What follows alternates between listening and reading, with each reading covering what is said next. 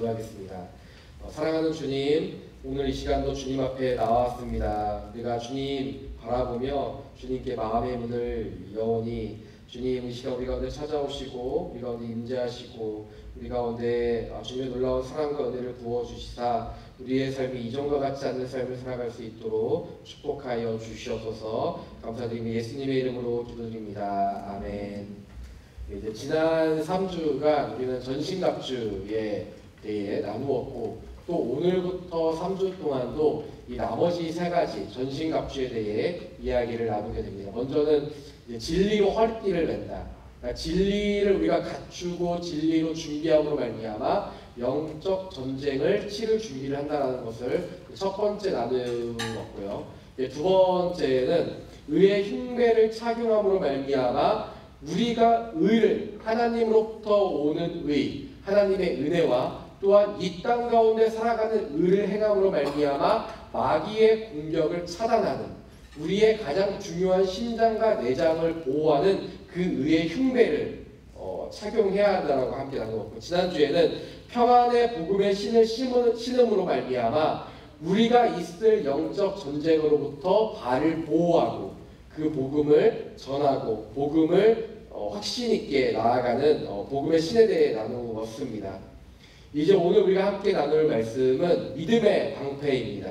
우리는 믿음이란 무엇이고 악한 자가 쏘는 불화살은 또 무엇이며 그리고 믿음의 방패를 가지고 있는다라는 것은 어떠한 의미가 있는지에 대해 우리 함께 말씀을 나누고자 합니다. 저는 오늘 저와 여러분이 이 믿음을 굳건히 붙잡기를 원하는데요. 사실 믿음이라고 하면 우리가 가장 잘 알고 있고 익숙한 단어 중에 한 단어가 바로 이 믿음입니다. 이 16절 말씀 우리가 함께 다시 한번 읽고 말씀 나누었으면 좋겠는데요. 우리가 함께 읽도록 하겠습니다. 시작. 모든 일에 믿음의 방패를 가지고 아멘. 이 말씀을 통해 볼 수 있는 첫 번째는 무엇인가? 믿음이란 무엇인가입니다. 믿음이란 무엇인가? 하나님께서는 믿음의 방패를 가지라고 말씀하십니다. 너무 당연한 이야기지만 믿음은 하나님을 믿지 않는 사람들에게는 별 필요가 없습니다. 믿음이란 하나님께서 오늘 말씀에서 믿음을 가지라, 믿음의 방패를 가지라고 말씀하시는데 바로 저와 여러분처럼 하나님을 믿고 예수 그리스도를 구주로 인정하고 고백하는 사람들에게만 필요한 것이 바로 이 믿음이라는 것이죠. 이와 마찬가지로 전신갑주의 모든 것 하나하나가 다 그렇습니다.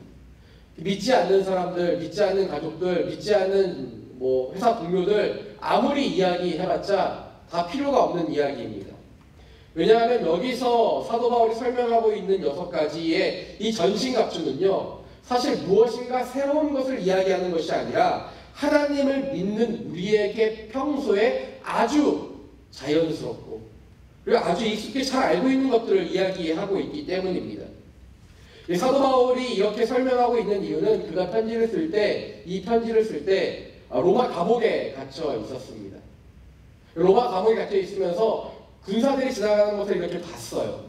보고 나서 우리에게 꼭 필요하고 우리의 연약해질 수 있는 6가지를 이 로마 군사들이 착용한 전신갑주에 대해 비유해서 적용해서 설명하고 있는 내용이 바로 이 내용이라는 것이죠. 그래서 진리, 의, 복음, 믿음, 구원, 성령 이 6가지는 우리가 모르거나 중요하지 않다라고 생각하는 것이 단 한 가지도 없습니다.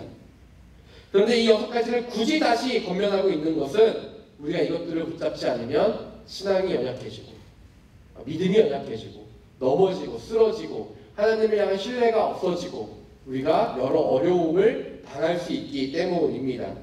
우리가 품고 있는 이 진리가 사라지지 않고 의가 아니라 불의를 선택하지 않게 되고 복음의 비밀을 잊지 않게 살아가기 위해 믿음이 흔들리지 않기 위해 이 전신갑주를 착용하고 날마다 깨달아 알으며 살아가야 한다는 것이죠. 사실 우리는 이 믿음을 우리가 가지고 살아간다고 하지만 얼마나 이 믿음을 자주 잃어버립니까? 내가 믿음이 있었나? 이렇게 생각이 들 정도로 얼마나 우리가 불신앙 가운데 살아가는 적이 참 많이 있습니까? 예수를 믿지 않는 사람처럼 살아갈 때도 종종 있죠.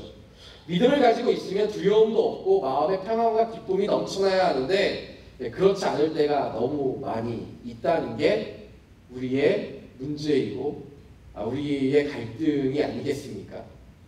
바이블 아카데미 이번 주 그러니까 지난 수요일 날 강의를 하려고 하는데 준비하고 있는데 5분 전에 한 청년이 저를 찾아온 거예요. 이전 공동체에 있던 청년이었는데 이 청년이 이제 예전에 저를 만났을 때만 해도 유학을 위해서 기도 부탁을 해서 이제 알겠다고 이제 기도를 했던 청년이었는데 5분 전에 찾아와서 저 대뜸 기도를 해달라는 거예요. 5분밖에 안 남았는데 왜 그러냐고 했더니 유학을 가는데 이제 9월 말에 가게 되는데 추석 지나고 9월 말에 가게 되는데 너무 두렵다라는 거예요. 유학을 가게 해달라고 해서 기도를 했는데 유학을 가게 되니까 두렵다. 그래서 다시 기도를 해달라고 이렇게 왔습니다. 인사도 할 겸 찾아온 것이 저였고 기도를 하고 나서 이렇게 어디로 가냐, 그러니까 뭐 언제 가냐 이렇게 물어보고 있는데 얼굴에 수심이 가득한 거예요. 그래서 제가 이렇게 이야기했습니다. 참 예수 안 믿는 사람처럼 얼굴이 왜 그 모양이냐 이렇게 물어봤는데 그랬더니 이 청년이 하는 이야기가 뭐냐면 도전이 된다는 거예요. 그 말을 들으니까. 그러니까 진짜 자기 마음에 평안이 없고 기쁨이 없었던 거예요. 그래서 자기가 기도하고 유학 준비 잘해서 잘 가겠다 이렇게 이야기를 했습니다. 근데 제가 가고 나서 이제 곰곰이 생각을 해보니까 잠시 동안 그 청년만 그런 게 아니라 제 인생도 마찬가지인 거예요. 우리가 믿음이 있다고 하면서 믿음 없이 살아가고 구원의 확신과 기쁨이 있다고 하면서 평안이 있다고 하면서 사실은 얼마나 평안하지 못하고 기쁨이 없는 얼굴로 우리가 얼마나 많이 살아가고 있습니까? 기도의 응답이 이루어져도 문제구나. 유학을 가게 해달라고 해서 기도를 했더니 유학을 가는 것도 문제고 뭐가 있어서 이렇게 기도를 했더니 그 다음에 또 문제가 나타나기 마련이고 우리에게 언제나 기쁨과 감사가 넘치게 되는 것이 응답 때문이 아니라 응답 때문에 오히려 더 깊은 기도의 제목들이 생길 수도 있구나. 그래서 우리는 예수도 안 믿는 사람처럼 살아갈 때도 있구나라는 생각을 하게 되었습니다. 마태복음 14장에 보면 몇몇 사건들이 나오는데요. 그중 한 사건이 베드로가 무리를 걷는 사건이 나옵니다. 예수님 없이 먼저 갈릴리 호수에 배를 타고 있던 제자들에게 바람이 불어 이렇게 너무 두려워하던 그 현장 가운데 갑자기 그 새벽에 한 명이 물 위로 다가오는 그래갖고 제자들이 귀신이 아니냐고 호들갑을 치고 난리가 났는데 알고 보니 누구였습니까? 예수님이었죠. 이 예수님을 발견하고 나서 이 베드로가 예수님 정말 당신이시라면 저를 오라고 하십시오. 와라. 그 와라고 해서 또 얼마나 좋았습니까? 베드로가 무리를 걷는데 갑자기 그가 바다에 빠지고 말게 되는 사건이 마태복음 14장에 나오게 되는데요. 이 마태복음 14장에 빠지게 되는 이 일들을 바라보며 우리 함께 말씀을 좀 읽도록 하겠습니다. 함께 읽겠습니다. 시작. 그러나 베드로는 바람을 보자 겁이 났습니다. 그러자 주여 살려주십시오. 베드로가 바다에 빠지게 됐는데 그 앞에 왜 빠지게 됐느냐고 이유가 나와 있습니다. 바람을 보고 두려워했다. 겁이 났다라고 나와 있습니다. 이 바람을 보니 그의 마음 가운데 두려움이 생기기 시작하는 거예요. 믿음이 사라져버리기 시작하는 거죠. 여러분 바다에 빠지기 전에 무슨 일이 있었냐면요. 바다 위에 이 갈릴리 호수 나오기 전에 무슨 일이 있었냐면 예수님께서 오병이어 사건을 통해 수많은 사람들을 먹이시는 사건이 마태복음 14장 앞에 부분에 나와 있습니다. 그 장면을 보면서 그 일들을 경험하면서 이 제자들이 얼마나 가슴이 두근거리고 얼마나 좋았겠어요. 여러분들이 한번 제자라고 생각해 보세요. 몇 개 되지도 않은 떡과 물고기 가지고 성인 남자만 5,000명이 넘는 그 사건을 여러분들이 직접 목도했다고 목도한 게 아니죠. 자기들이 나눠주면서도 믿기지 않았을 거예요. 떡을 하나 줬는데 또 하나가 나오고 하나 줬는데 또 하나가 나오고 계속 나오는 거예요. 물고기를 줘도 끝이 나지 않는 거예요. 오히려 그들이 배불리 먹고 12광주리가 남게 되는 그 사건을 경험하면서 그들이 얼마나 흥분했고 얼마나 이 예수님이 얼마나 대단하신 분인가에 대해 바라보게 됐을 거예요. 그리고 나서 배를 타고 갈릴리 호수로 나가는 겁니다. 그러니까 베드로가 이 바다 위로 나를 오라고 한 게 그냥 호승심이 생겨서 그런 게 아니라 야, 이 대단한 예수님이 저 무리에 있으면 나도 뛰어줄 수 있지 않겠느냐. 그래서 그가 가게 되는 것이죠. 그런데 그랬던 제자들과 베드로의 마음이 바람 때문에 어려워졌고 바람 때문에 바다에 빠지게 되는 것을 보고 이런 생각이 드는 거예요. 믿음이란 기적을 체험해서 생겨나는 것이 아니라 예수님을 바라보는 것이다. 그러니까 믿음이란 무엇인가? 내가 어느 한두 가지의 기적적인 사건을 체험한다고 해서 생겨나는 게 아니라는 거예요. 믿음의 성숙과 깊이는 예수님을 바라볼 때에 비로소 깊어지고 비로소 풍성해진다는 것입니다.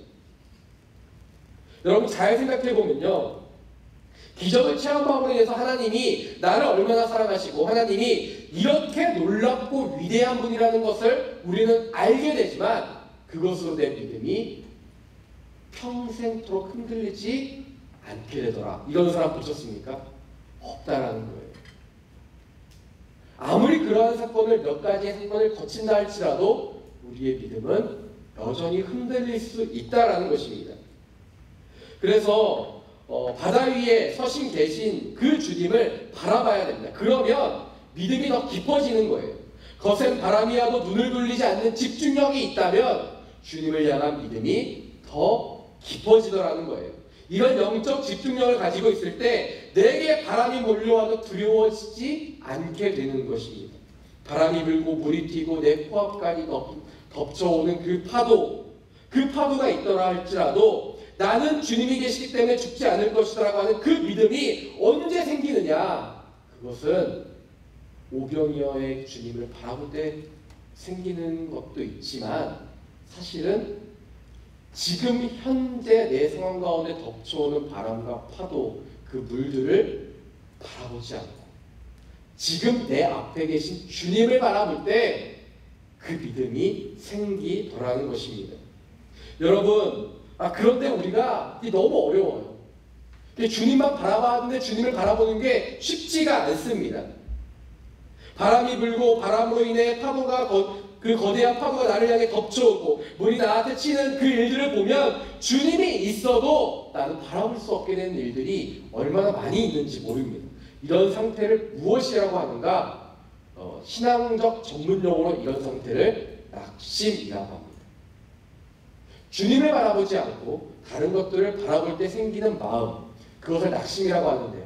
이 낙심이라는 용어가 사실은 전투에 쓰이던 용어에서 비롯된 단어입니다. 그러니까 예를 들어 어떻게 설명할 수 있냐면 여러분 권투를 혹시 배워보셨습니까? 제가 권투를 한 달 배워봤습니다. 지루해서 못하겠더라고요. 처음에 갔는데 알려주고 계속 뛰래요, 제자리에서. 그러니까 앞뒤로 그 다음에는 며칠 전이니까 앞뒤로 뛰래요.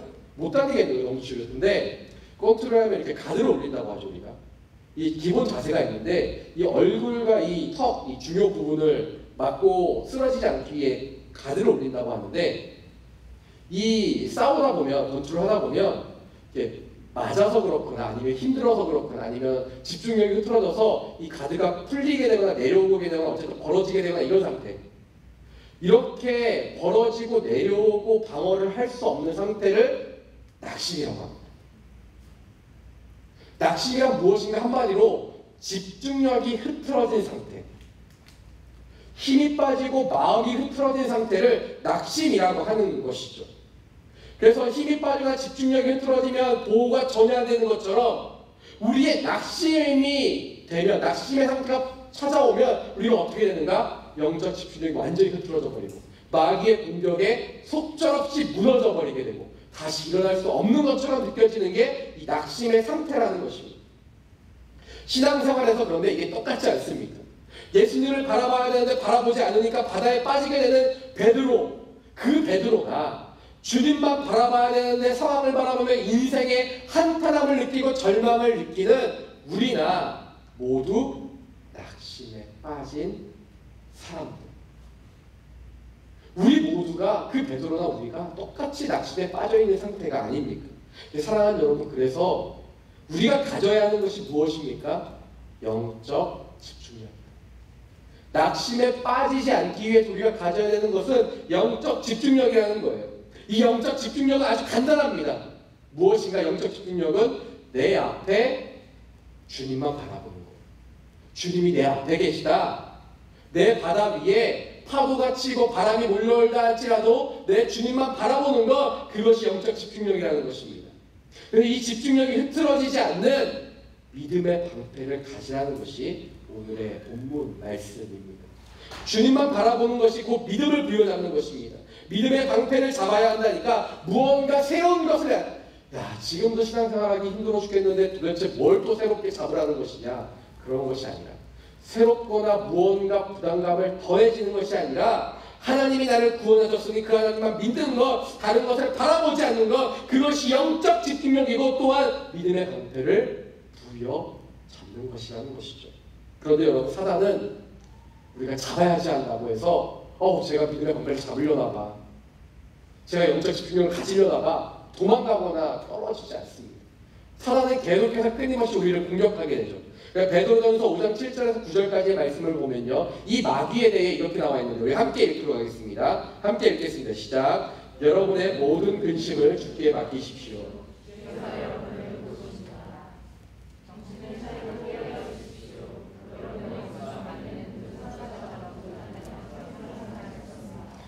믿음 안에서 굳게 서서 마귀를 대적하십시오. 여러분이 알다시피 여러분의 형제들도 세상에서 같은 고난을 겪고 있습니다. 이 말씀을 통해 볼 수 있는 두 번째는 무엇인가? 악한 자의 불화살은 무엇인가? 우리 함께 좀 알아보도록 하겠습니다.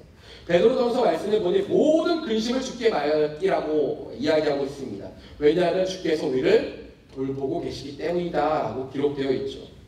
그러면서 하는 이야기가 정신을 차리고, 뭐라고요? 정신을 차리고 깨어 있으십시오 라고 이야기하고 있습니다. 이 정신을 차려야 하는 이유가 무엇인가? 마귀가 우는 사자처럼 지금도 삼킬 영혼을 두루두루 다니며 찾고 있기 때문이다라고 기록하고 있습니다. 우리가 주님을 바라보고 있다고 해서 야, 이 사람은 주님 바라보고 있구나, 내가 공격하면 안 되겠다, 떠나가는 게 아니라, 믿음을 가지고 있으면 가지고 있을수록 이 사람을 내가 공격해야지, 이 사람을 넘어뜨려야지, 이 사람의 집중력을 흐트러버려야지라고 마귀가 생각하고 공격한다라는 거예요. 이 사람이 지금 공격하면 넘어갈지 넘어가지 않을지 나 자신도 제대로 파악되지 않은 그때 마귀는 정말 우리의 상태를 어떻게 그렇게 잘하는지 공격하고 넘어뜨리려고 합니다. 베드로에게는 바람으로 공격했습니다. 출애굽한 이스라엘 백성에게는요, 불평과 불만의 마음으로 공격합니다. 애굽에서는 우리가 고기도 먹었는데, 애굽에서는 우리가 부족함이 없이 살았던 것 같은데, 애굽에 있을 때는 우리가 물도 마음껏 마실 수 있었는데, 이 광야에 나오니까 왜 나를 출애굽시켜가지고 고기도 못 먹게 하고 물도 못 마시게 하고 이렇게 힘들게 언제 끝날지 모르는 이 광야 생활을 도대체 해야 되느냐. 불평과 불만의 마음을 그들 가운데 불어 넣더라는 거예요. 어려움과 힘든 상황을 만나면 이스라엘 백성이 무엇이라고 합니까? 애굽에서는 안 그랬는데, 애굽에 있을 땐 참 좋았는데, 애굽에 있을 때 편안했는데 왜 지금 이곳에 데려나와 우리를 죽게 하려고 하는 것일까? 우리를 이 광야에서 어렵게 하고 마실 물도 없게 하고 배불리 먹을 것도 없게 하느냐고 불평과 불만을 끊임없이 쏟아내게 하는 것이에요. 이 말씀을 준비하며 곰곰이 생각해보니 마귀의 계략 하나가 눈에 보이게 되는데요, 이 믿음을 흔들리게 하는데 아주 중요하고 아주 적절한 전략이 있다는 거예요. 그것이 무엇이냐면 비교라는 거예요. 내 이전의 상황, 내가 예수님을 만나기 전의 상황과 비교하든지, 예수님을 믿지 않는 사람들과 비교하든지, 예수님을 열심히 믿지 않았을 때를 비교하든지, 자꾸만 우리 마음 가운데 비교함을 불어넣어주며 불평과 불만을 불어넣더라는 거예요.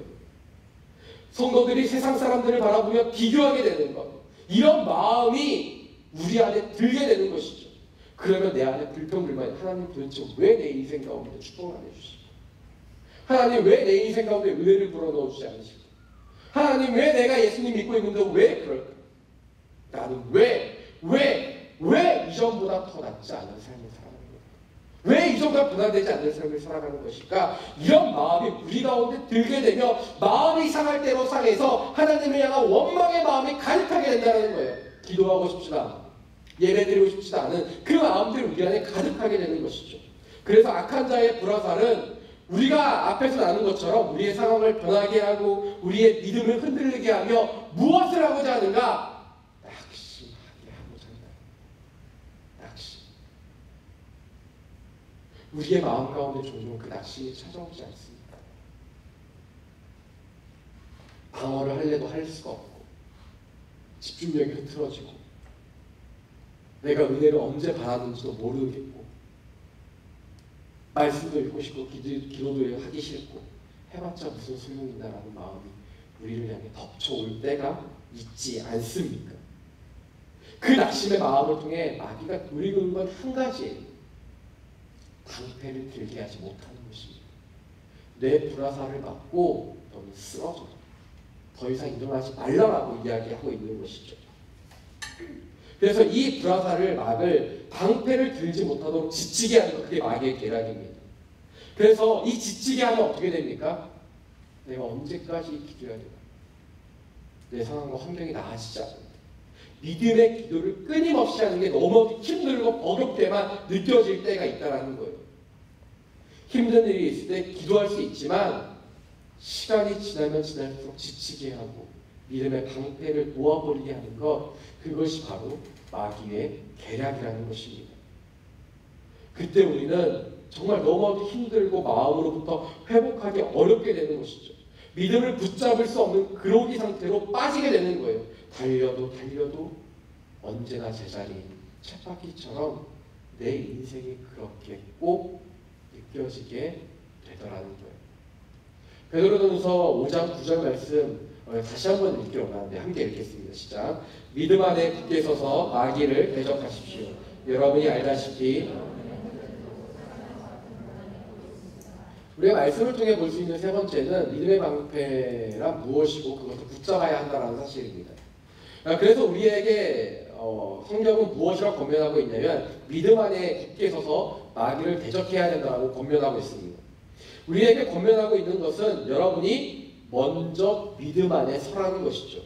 믿음 안에 서 있지 않으면 우는 사자처럼 섬길 자를 찾는 마귀가 우리를 공격할 것이기 때문이다라고 이야기하고 있는 것입니다.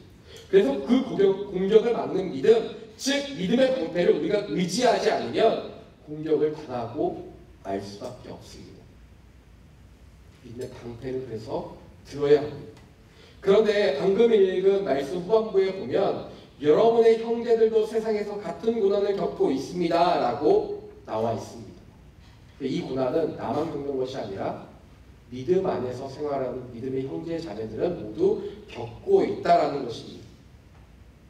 즉 마귀의 공격으로 인해 우리가 살아가는 세상 속에서 우리 모두는 고난받을 수 있다는 것을 이야기하고 있는 것이죠. 그래서 베드로전서의 말씀 보면 낙심하지 말라.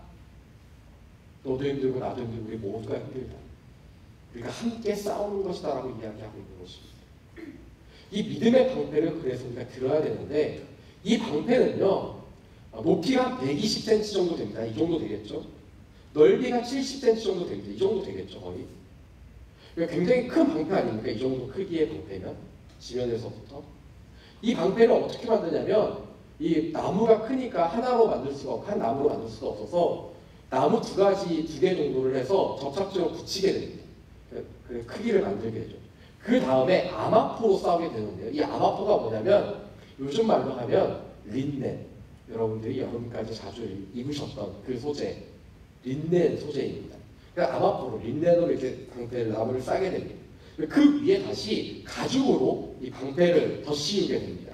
그리고 나서 어떻게 하냐면 물에 적셔서 전투에 나가게 됩니다. 물에 적셨던 게 또 하나가 있었죠. 2주 전에 가슴바지. 이 가죽의 가슴바지도 물에 적셔서 입고 나간다고 했는데 왜 입고 나갔습니까? 불화살로부터 안전하기 위해서 쓰고 난다고 했는데 이 방패를 적시고 나가는 이유도 동일합니다. 그 당시에는 불화살이 아주 많이 전쟁에서 쓰였는데 이 방패로, 이 큰 방패로 이 불화살들을 막기 위해서 썼다라는 것이죠. 그래서 이 방패를 보통 이제 진열을 갖추고 대열을 갖춘다고 하는데요. 방패를 일렬로 쭉 세웁니다. 그 방패와 방패 사이가 떨어지지 않게 딱딱딱딱딱 해서 이렇게 쫙 세우죠. 그 다음에 1층에는 그렇게 세우고요. 그 사람들이 쪼그려 앉고 2층에 서서 사람들이 이 방패를 2층 그 방패 위에 45도에서 이렇게 각도를 눕혀서 세웁니다. 그러면 날아오는 화살들을 불화살들을 다 맞게 되는 거예요. 그래서 이 앞에 있는 방패가 있고 그 뒤에 있는 사람들은 이 방패가 있음으로 말미암아 불화살의 공격으로부터 안전하게 되는 것입니다. 그래서 어떤 불화살들이 몇 개가 날라오든 수십 개가 날라오든 수백 개가 날라오든 수천 개가 날라오든지 간에 이 불화살 때문에 상하거나 다칠 위험이 없게 하는 것이 이 방패라는 거예요. 바로 마귀는 이 불화살을 쏘는 것처럼 수많은 불화살들을 우리에게 쏘고 있지만 하나님께서 우리에게 믿음의 방패를 들으라고 하시는 것은 무엇인가? 이 믿음의 방패를 들음으로 말미암아 마귀의 공격으로부터 완전한 보호와 하나님의 그 은혜 아래 거할 수 있게 지켜주신다는 것을 의미하는 것입니다. 마귀는 우는 사자와 같이 우리를 호시탐탐 노리고 있습니다. 그렇기 때문에 우리는 긴장감을 늦추지 않고 항상 대비하며 살아가야 되는 것이죠. 그러면 그 방패 아래 있으면 안전하게 됩니다. 보호받는 것이죠. 불화살이 아무리 나를 향해 올지라도 두려워할 필요가 없습니다. 왜 그렇습니까? 방패가 나를 보호해주고 있기 때문인 것이죠.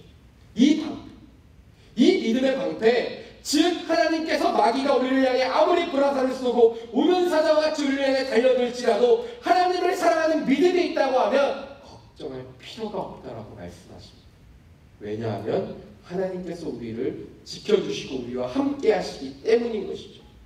민수기 13장 말씀에 보면요, 32절과 33절 말씀을 보면 이렇게 나와 있습니다. 우리가 함께 읽도록 하겠습니다. 시작. 그러고는 그들이 이스라엘 백성들에게 자신들이 살펴보고 온 땅에 관해 좋지 못한 이야기를 했습니다.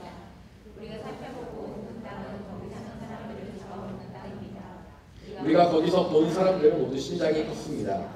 우리가 거기서 네피림, 곧 네피림에게서 나온 아낙 자손들을 보았습니다. 우리 눈에도 우리가 메뚜기처럼 보였으니 그들 눈에도 마찬가지였을 것입니다. 이스라엘 백성들이 광야를 40년 동안 돌아다닌 이유가 무엇인가? 이때 선택을 잘못해서 그런 거죠. 12명의 정탐꾼을 보냈는데 2명은 해볼 만하다, 갑시다 라고 이야기했는데 그 사람들이 누굽니까? 여호수아, 갈렙. 저는 이렇게 이야기하고 싶어요. 갈렙과 여호수아. 할렐루야. 그래서 갈렙이 있다는 게 중요한 거예요. 나머지 믿음이 없는 것들, 10명의 것들이 있어요. 그 10명은 봤습니다. 그 아낙 자손이 얼마나 키가 거대한지, 그리고 그들에 비해 얼마나 우리가 연약한지를 보게 됐습니다. 메뚜기처럼 보이는 자신들을 보게 된 것이죠. 하나님을 향한 믿음이 없으면 바로 이렇게 보이지 않겠습니까? 하늘을 뒤덮는 불화살을 보면 두려워지기 마련이죠. 이 불화살들이 나를 향해 날아오는 것을 보면 저절로 겁이 나고 낙심하게 되지 않겠습니까? 그런데 그럴 때 무엇이 필요합니까? 내가 얼마나 이 불화살을 잘 막아낼 수 있을까? 야, 저기 불화살이 날라오네? 내가 얼마나 빨리 도망갈 수 있을까? 이런 생각이 중요한 게 아니라, 이런 마음을 가지는 것이 아니라, 내가 이 방패 밑에 온전하게 숨어야겠다. 이 방패가 나를 지켜줄 거야. 이 방패를 내가 굳건히 붙들어야겠다라는 마음이 필요하다는 거예요.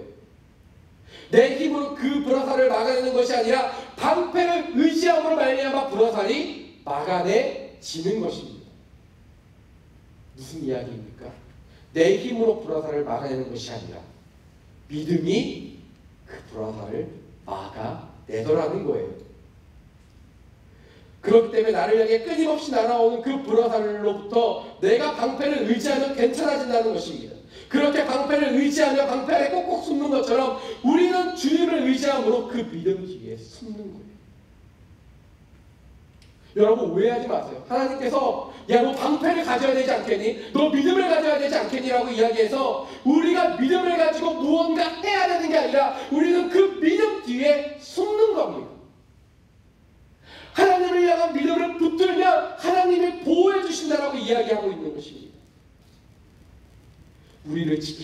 그분은 누구신가? 하나님. 그 하나님은 어떤 분이세요? 자신의 아들을 죽기까지 내어주신 분이 하나님이세요. 여러분 생각해보세요. 여러분 오늘 누가 와서 우리에게 뭐 좀 달라고 하고 좀 도와달라고 하고 우리의 것을 좀 내놓으라고 하면 여러분 주실 수 있겠습니까? 기꺼이? 아무 고민도 없이 내가 저 사람을 위해 내가 잘 알지 못하는 사람 내가 알긴 알지만 별로 친하지도 않고 아니 친하다고 해도 우리한테 뭘 내놓으라고 하면 여러분 줄 수 있겠어요? 그런데 하나님은 그 아들 예수를 우리를 위해 주신 거예요. 여러분 이 사랑이 얼마나 크고 위대합니까? 그 하나님께서 크고 위대하신 사랑으로 우리에게 말씀하세요. 네가 나를 붙들으면 네가 내 믿음을 붙들으면 내가 마귀의 공격으로부터 너를 보호할 것이다 라고 말씀하고 있는 것입니다. 제가 이전 설교 때도 함께 한번 나눈 적이 있습니다. 1월달 설교 중에 한번 나눴었는데 아마 기억 못하실 것 같아서 제가 다시 한번 말씀을 좀 읽으려고 하는데요. 신명기 1장 19절 말씀 우리가 좀 함께 읽도록 하겠습니다. 이스라엘 백성이 광야에 나갈 때 어떤 마음이었는가, 그 광야를 보며 어떤 마음을 가졌는가가 나와 있는데요. 우리가 함께 읽겠습니다. 시작. 그때 우리 하나님 여호와께서 우리에게 명령하신 대로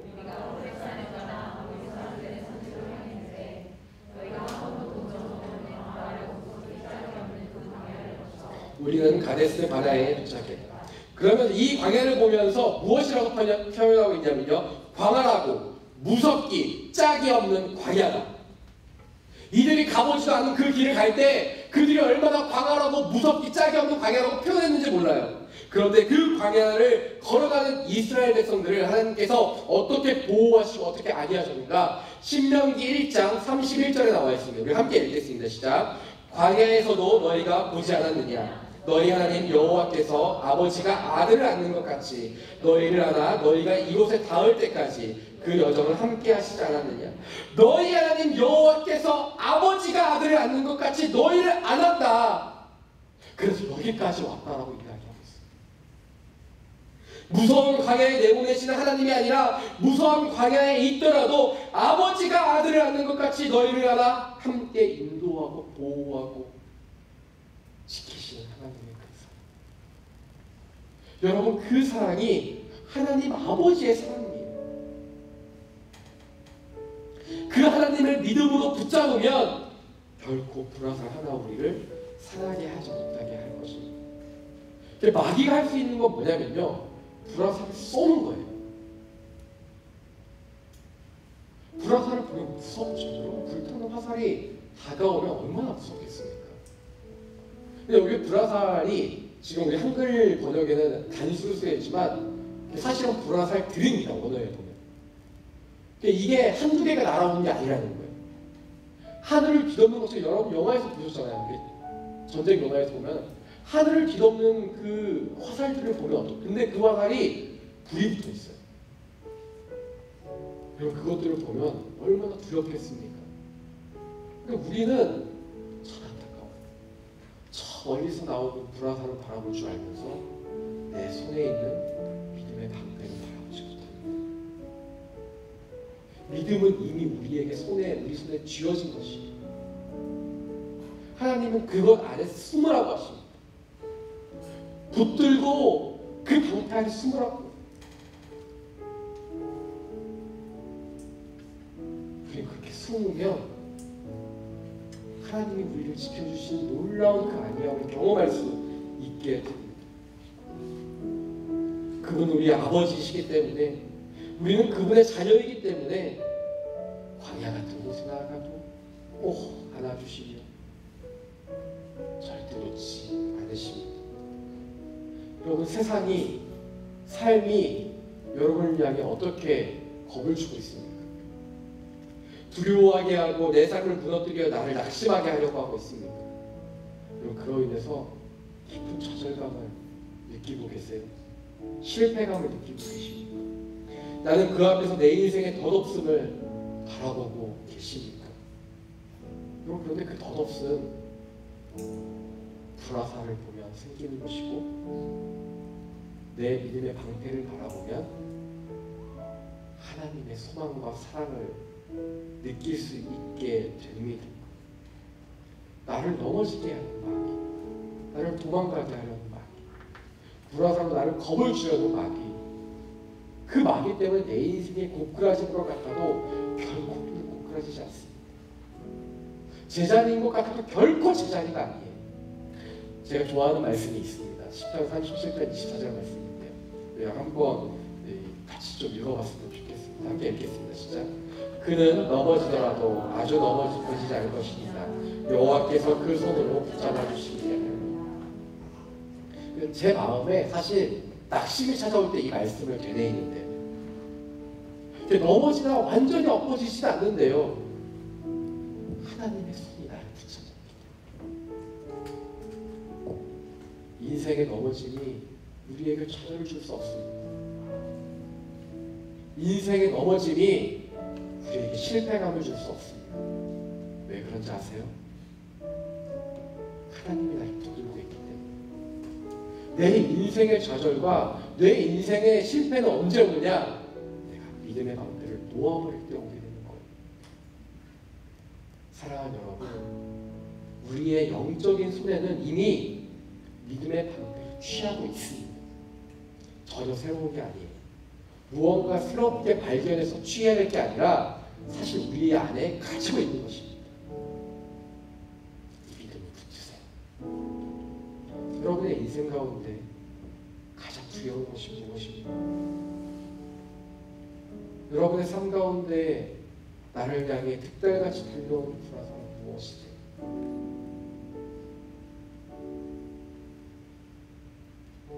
하나님께서는 오늘 우리에게 그 믿음,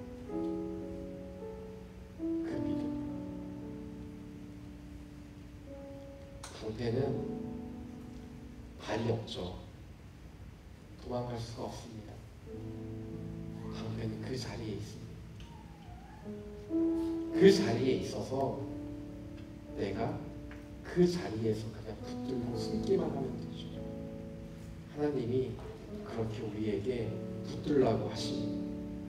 내 인생 모든 시간마다, 모든 순간마다, 모든 사건마다 그 믿음의 방패를 붙들고 하나님을 의지하며 나아가는 저와 여러분의 인생 되시기를 축원합니다. 우리 함께 찬양하며 나아갔으면 좋겠습니다. 안개